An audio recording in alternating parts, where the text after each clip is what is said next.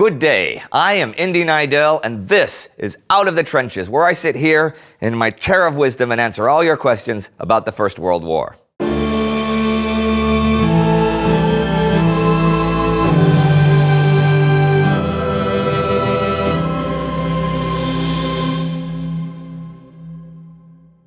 Harris Bari writes, hello, Great War Channel. I have a question for you, and if I'm lucky, this might make it to Out of the Trenches. Well, you got lucky. I saw in the news that trenches have been excavated or found, and it was not training trenches, it was defenses, according to the news. If it was defenses, could you tell us all about it? And did they extend into Scotland, and were they effective? Thank you for the very interesting episodes, and keep up the amazing work, with 1, 2, 3, 4, 5, 6, 9 exclamation points. Wow. Yeah, miles of forgotten trench lines were excavated by archaeologists in Great Britain over the years, and the most recent find in Larkhill fits into a theory that those trenches were not just built for training. Now, we don't know for sure, but it seems that there might have been more practical planning for the defense of Britain's eastern and southern coastlines than we'd previously thought. Tensions were high, especially as German Zeppelins appeared over the British cities. And those tensions originated from one of Great Britain's centuries-old fears: Catholics. No, invasion. Was Britain actually under threat of invasion? In hindsight, no. But at the time, well, would it not have been smart to at least consider such a possibility? Since antiquity, all the invasions of Great Britain by the Romans, the Saxons, the Vikings, the Normans, and even the threat by the Spanish Armada and Napoleon, those brought huge changes to British civilizational culture. During the Napoleonic Wars, the first French air balloon that made it over the Channel caused absolute panic, and frightened people came up with fantasies of future airships that were capable of transporting hundreds of troops over to the island. In the 19th century, sci-fi books became very popular, and the fear of invasion was often portrayed in them, especially by Germany after their victory in the Franco-Prussian War.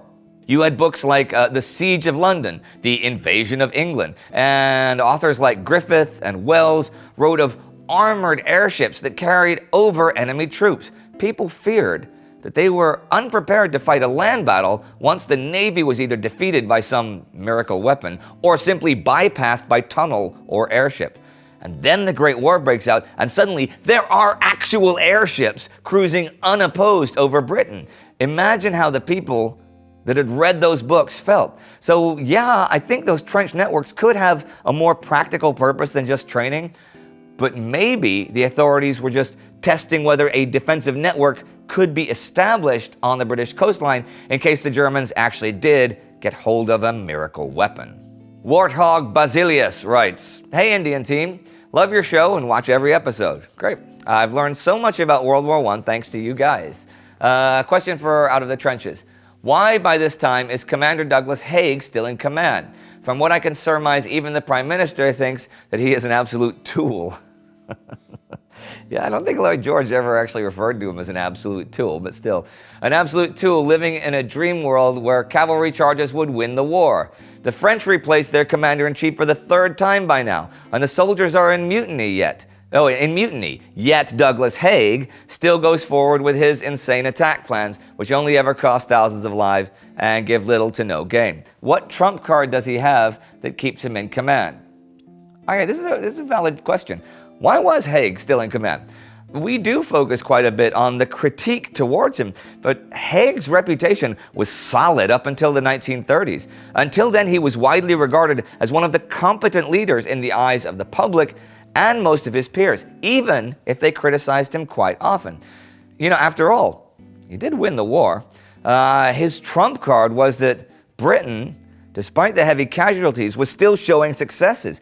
Even during traumatic battles of the Somme and Passchendaele, the British were still gaining ground, taking objectives, and causing a lot of German casualties.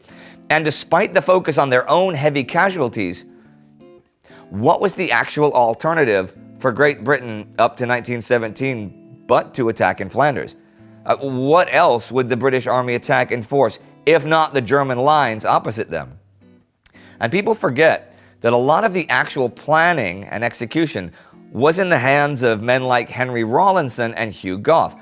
Even men like Lloyd George, who hated Haig and would actively destroy his reputation with his own memories later on, had no better solution at hand. Sure, he objected and doubted Haig's leadership, but did not actually try to have him replaced.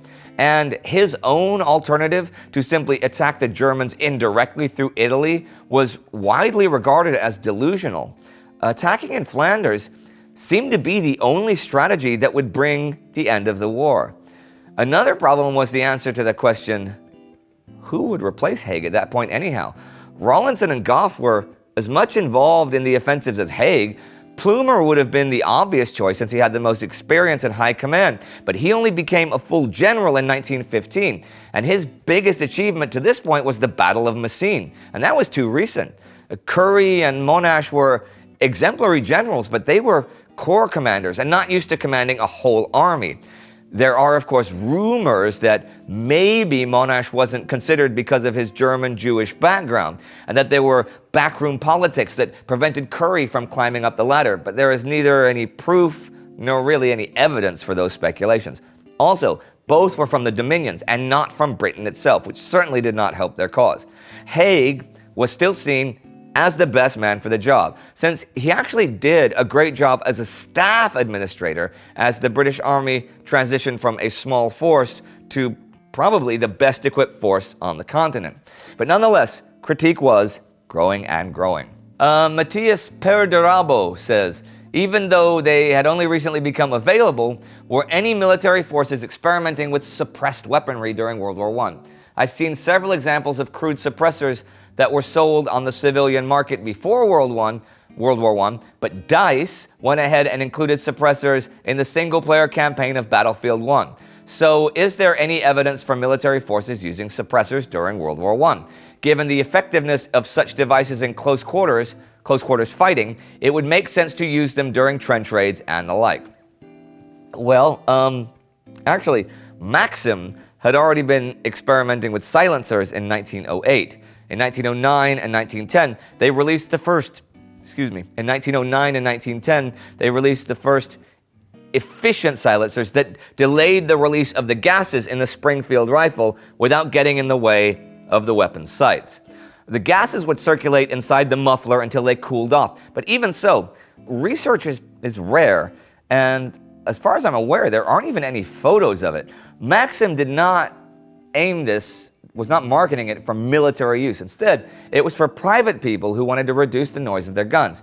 You wouldn't want to, disturb your neighbor in the middle of the night while you're firing guns in your backyard, right? Military use was quite limited, since there were no commando units or anything like that, and war was loud as hell anyway, so why bother? And unlike in movies, the gun was still pretty loud anyway, since the silencer can reduce the report of the gun, but not eliminate the sonic boom that follows the shooting of the bullet. So, other than outfitting a few snipers and probably some secret agents during high-profile missions that we've never even heard of, the silencers were not used during this time. If you'd like to see our episode about Sidney Riley, the ace of spies, you can click right here for that. And do not forget to subscribe. See you next time.